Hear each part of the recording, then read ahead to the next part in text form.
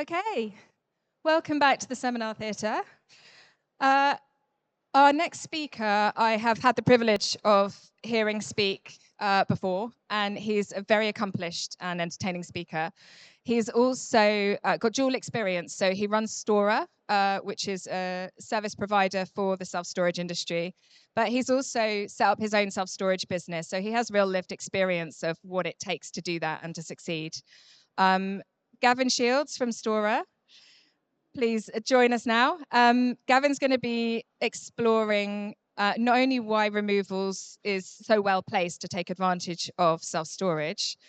We all know that's where the money is, right? We all know removals is lovely, but self-storage is where some serious and also reliable income is. But also how you can actually do it without enormous pots of money to get started, and how you can do it in a way that will reliably start making money from the very early stages, so not enormous amounts of risk involved, which is kind of the secret that we all want to hear about, I imagine. So without further ado, I'm going to hand over to Gavin. Please give him a warm welcome. Right. Thank you very much. Thank you, Charlotte. Put a bit of pressure on me there by calling me an entertaining speaker, so I can't promise that. Just before I get started, I'd be interested to know who here does removals. Could I just say a show of hands? If you're doing removals, can I see? And who is doing storage? If you're doing removals and storage? Anybody doing removals and storage? No. Okay. And just storage? Just storage. Okay. Cool. Okay.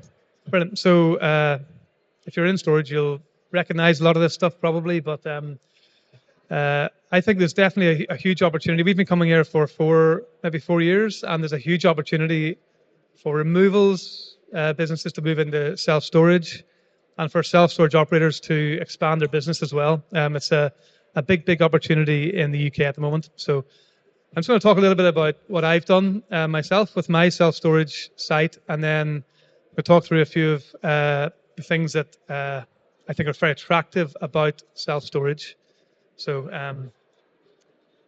okay. So what really like the topic of the talk is building a recurring revenue stream.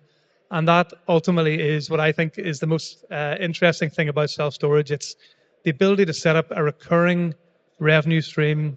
And we'll get into some of the detail of why that can be so attractive. But that's ultimately the nicest thing, in my opinion, about self-storage.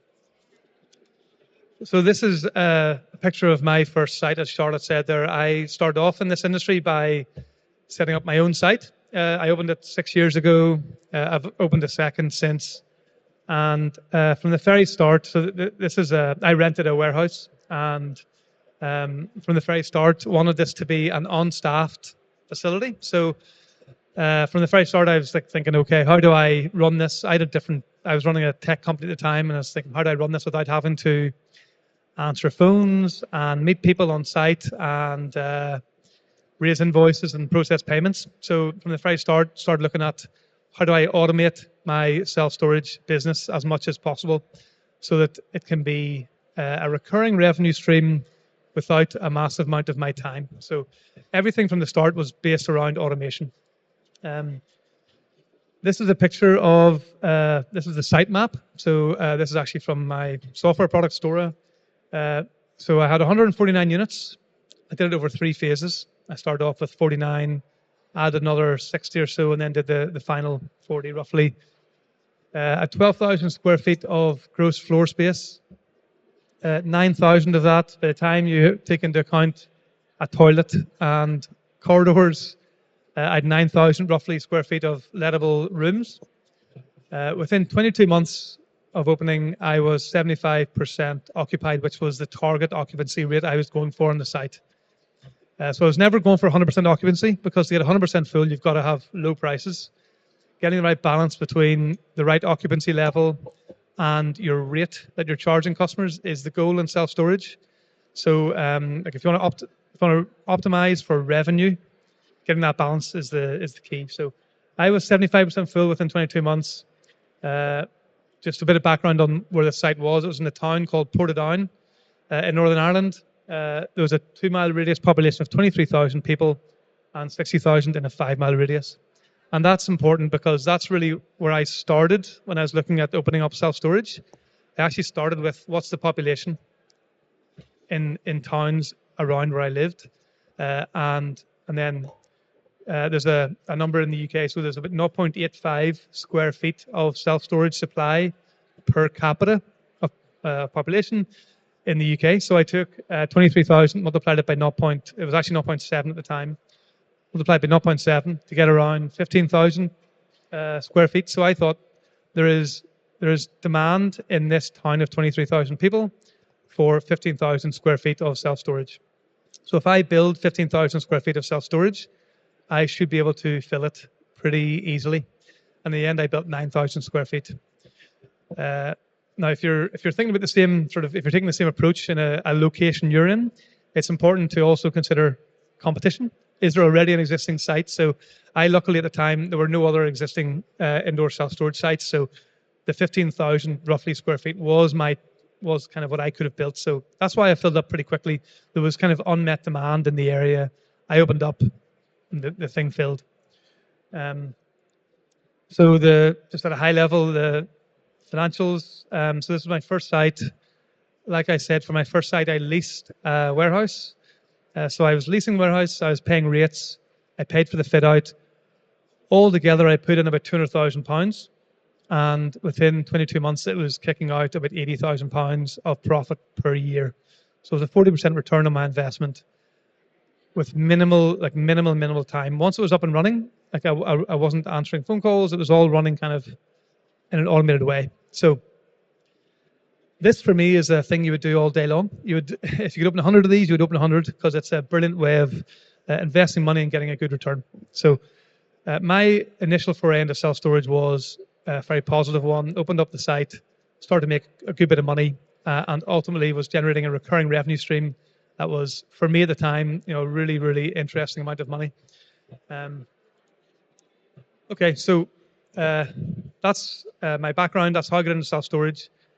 About 4 years ago, I ended up launching a software product as well, which is now used by about a quarter of the sites in the UK, and that does a lot of the automation. So I'm now kind of fully in the industry. I had 2 sites. I've sold one, so I've got 1 site in Northern Ireland and a software product that's used by about a quarter of the sites in the UK. So I have a lot of access to a lot of customers and know about the industry and know how kind of the industry is trending. And we see so much growth in the UK. So why is self-storage so attractive? There's a bunch of reasons, but before I actually get into some of these reasons, at its core, I think the most interesting thing about self-storage in the UK at the moment is in the US, there's about 9 square feet of self-storage supply per capita. In Australia, it's about 2.5 square feet per capita. And the UK is third with about 0.85 square feet per capita. So we're about 10% of the US market in terms of supply. And now we might never catch up with the US, but in the UK, despite probably, if you talk about self-storage with other people here, you'll probably think there are tons and tons of new sites opening in the UK. You might wonder, am I too late to get into self-storage? I think the thing we see is that there's so much more headroom in the UK to grow, to open up new sites. The industry in 10 years' time will be way further forward from where it is today. Maybe in 10 years' time, it might be too late. Maybe in 20 years' time, but there's a lot of headroom for growth. And we saw across our 800 sites that are using our software in 2024, we saw the average site grew the revenue by 32%. So it's not just, you don't just have the chance to open up lots of new sites, but the industry, the demand, prices, everything are going the right direction. And there's a big opportunity, in my opinion, to invest a lot more in this industry. And I think if I was in removals, I'd be really, really interested in kind of branching into self-storage if I haven't already done it. The things that I find really interesting about this industry are recurring revenues, like I've already said. People pay monthly. Actually, the reason I got into self-storage 6 years ago, my uncle said to me, he was running a container site in my hometown, and he said to me, Gavin, people move in and they tell me they'll be here for a couple of months, and they never move out. They're just here all the time. Now, people do move out, but they do tend to stay a lot longer than you think. Even people, moving house, they think they'll be there for 2 months. It ends up being 6. Businesses come in, start using it for stock. 4 years later, they're still there, and it's becoming an integral part of their business. So it is a fantastic recurring revenue business. It's also the cost of providing the service. If you've 1 customer or 100 customers, your cost base at that stage doesn't really change. You've already built the units, you've bought the containers, whatever way you've done it. The additional cost of another customer tends to be more or less zero. So the margins the gross margins are very, very high. So that makes it a very, very scalable business. It's a very highly scalable business. If you can get enough scale going, it's a great business. It's also highly profitable. So gross margins of 99%. But also, if you look at the public companies in this market, they're running at 65% EBITDA margins as well. So these are really, really profitable companies that are being built in the self-storage industry.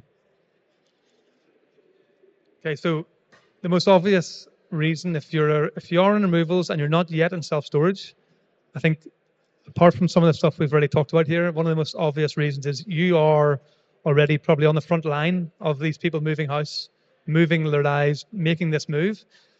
You're probably, even if you're not in self-storage, you probably are doing storage of some description. The move into self-storage where you don't touch people's stuff, they do it all themselves, hence the self-storage. That move is a very kind of obvious next step where you already probably have a lot of the demand coming in anyway. So, it's a great thing to be thinking about if you haven't already done it. It's interesting, 2 years ago when I was here, lots of removers weren't doing self-storage, but so many people I've spoken to so far today have actually already made this move. So maybe this talk's a couple of years late, but there's definitely many, many more removers moving into self-storage because of some of the stuff we're talking about here. So I'm going to talk really quickly about how to launch a self-storage business, some of the things that I've gone through.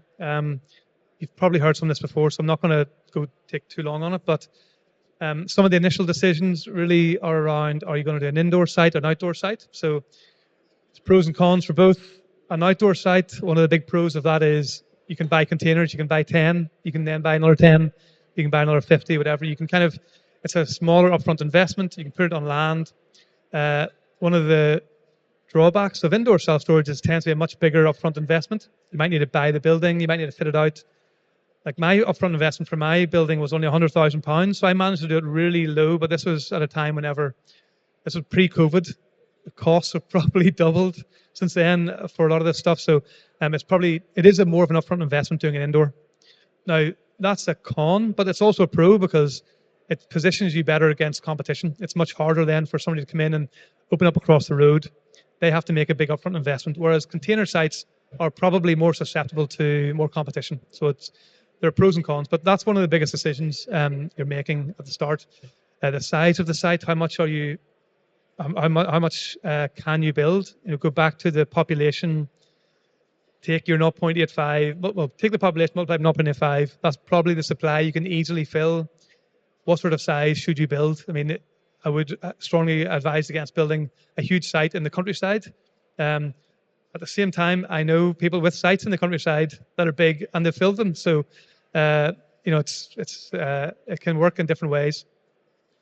And then, of course, upfront investment. How much do you have? How much do you want to invest? Are you going to finance things? You get financing for fit outs. You can get financing for containers, financing for land purchases. I have one of our customers who is in container sites. He leases land and finances the containers. And he's got a site that's turning over, I think, £400,000 a year. Sorry, and it's costing him about £40,000 to pay rent, rates, and financing on the containers. So he's made a really, really minimal upfront investment for a huge return. So if you're prepared to push some of these things, then you can really make a great return. Actually, the reason I know that is because I asked him, "What's your ROI?" And he's like, "What do you mean my ROI? Like I put in like 40 grand and I'm making 400 grand, so whatever that is." He doesn't even think that way because he's able to kind of structure things in such a way that he's able to make a huge ROI. So these are some of your initial decisions. And then a few other things to think about then are staffing. So this is where I think one of the big changes I've seen since coming into the industry 5 years ago is the huge shift from staffed sites to less staffed sites or even unstaffed sites. So technology and automation is now making it possible to run sites with few or no staff. Now, you still need to clean the place. This is not an unmanned or unstaffed business, but you can have an unstaffed site. And technology is enabling this. So it's one of the first things I think if you're coming new to self-storage or opening up even a new site, like your second or third site, thinking about what's your staffing strategy going to be. I think that's important because you make decisions early on about the way the business is built, the way the site's built, the locks, the systems you have there. You're going to make those decisions pretty early on. So I think it's important to decide what way do you want to run the business from a staffing perspective. A second decision then is what are you going to do for smart entry? So even if you are going to have a staffed site, what do you want customers to do on a Sunday afternoon? Do you want them to be able to move in if they're, I've moved house a few times the past sort of 5 years. I've generally moved on a Saturday or Sunday. If I had a storage place that was closed on a Sunday and I couldn't get access, I would have to find somewhere else. So do you want people to be able to get in on a Sunday? If so, make sure you get the right access system in place as well. A few other things to think about are like your branding. Are you going to buy a domain name? One of the mistakes we often see customers that come on board to our platform is they open up a self-storage site in a town and they give it the name of the town, self-storage, and they buy the domain name.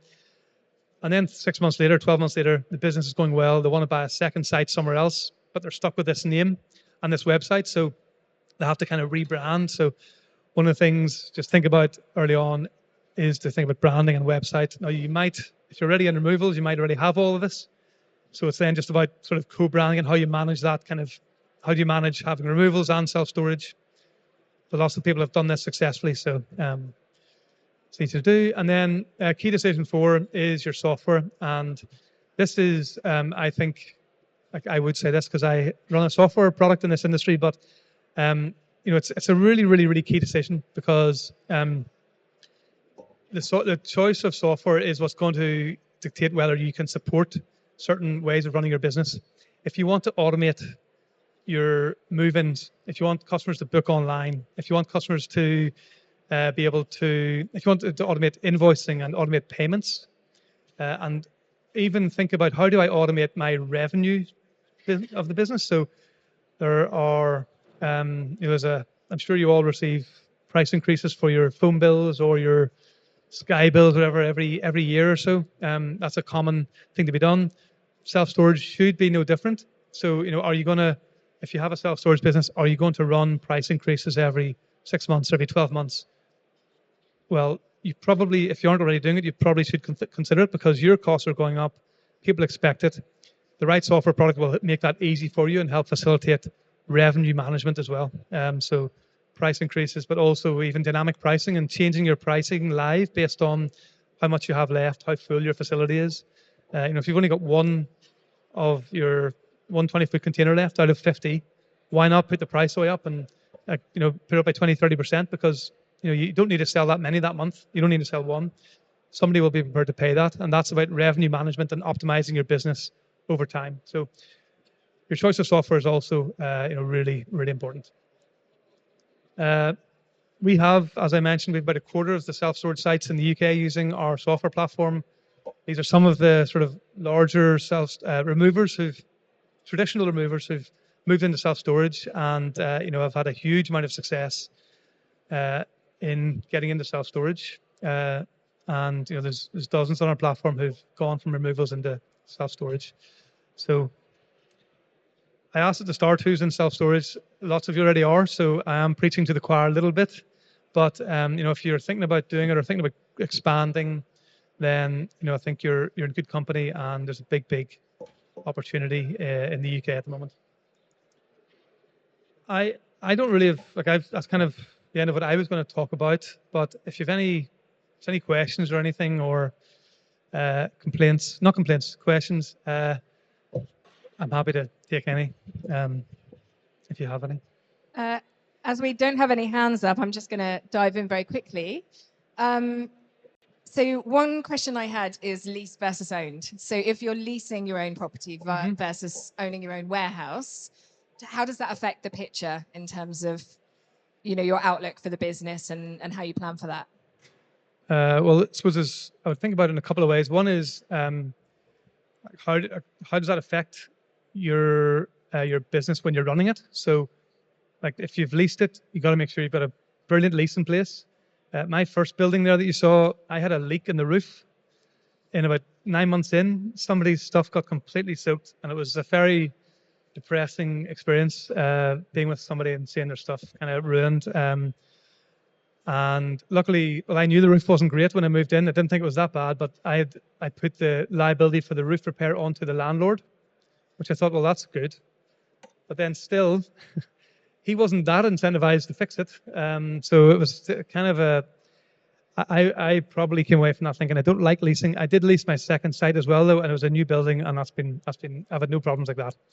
The downside is there are rent reviews every 5 years. You're kind of subject to some of that stuff. It's not as certain. And then the other downside, of course, is if I bought one, I actually, rather than paying rent, I'm paying a mortgage or paying off the mortgage, and I own the things, we're building up assets. So, the upside is if you're prepared to lease, it's easier to find sites, because you're prepared to lease and buy. You've got more sites to potentially open. Then I think the second aspect of that is I think if you're building to maybe sell someday, then if you lease, you're not going to sell for as much. If you own, like, the multiples on an owned facility are a lot higher than a leased facility. I've heard like 15x EBITDA, 15 times EBITDA on an indoor facility if you lease it, 22 times if you own it. That was a few years ago. I don't know what the numbers are now, but you'll definitely you'll build up more value if you can own. I think my experience now is if I could buy, would rather buy. But if you're trying to get into the industry and focus on speed, it's good to be flexible. And I think the stuff you were saying about having the price increases built into the software system was really valuable, because as an industry, removals hasn't always been that great at regular price increases and really reflecting their own costs back to the customer. So self-storage is kind of coming at it from a point of view of that is standard. So I think that's a really good lesson we can all learn from self-storage, definitely. I think one of the challenges, I think, for price increases that I talk to lots of customers. The customers who tend to the self-storage operators are my software customers. If you're a self-storage operator and you tend to meet your customers a lot more, you tend to kind of see them and have a relationship. From what I can tell, you're less likely to want to do price increases because you feel like you know them and you have this relationship. Whereas the sites, no, not everyone's like that, but if the sites that maybe are more automated, there's a less of a feeling of relationship, and so they would be more inclined to do it. However, like when we only released that feature in March this year, and of all of our customers who turned it on, they had a 9.96% on average revenue increase from March to April.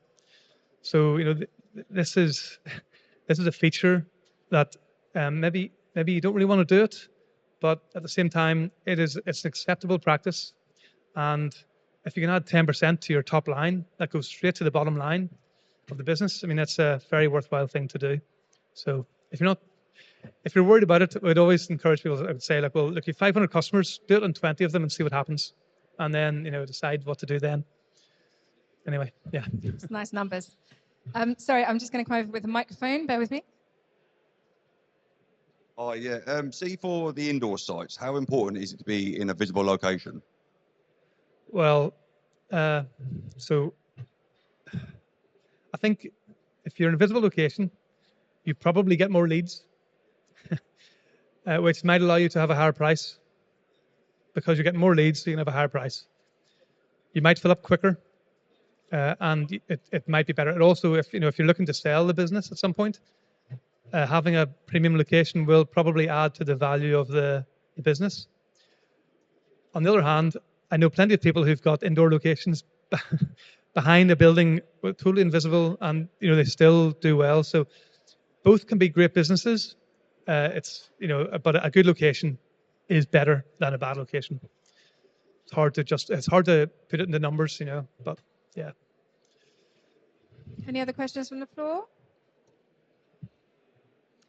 My other question for you, Gavin, was around investment. So did you just go down the traditional route in terms of going to a bank and getting a commercial loan, or how did that look for you, and what are the different options for people?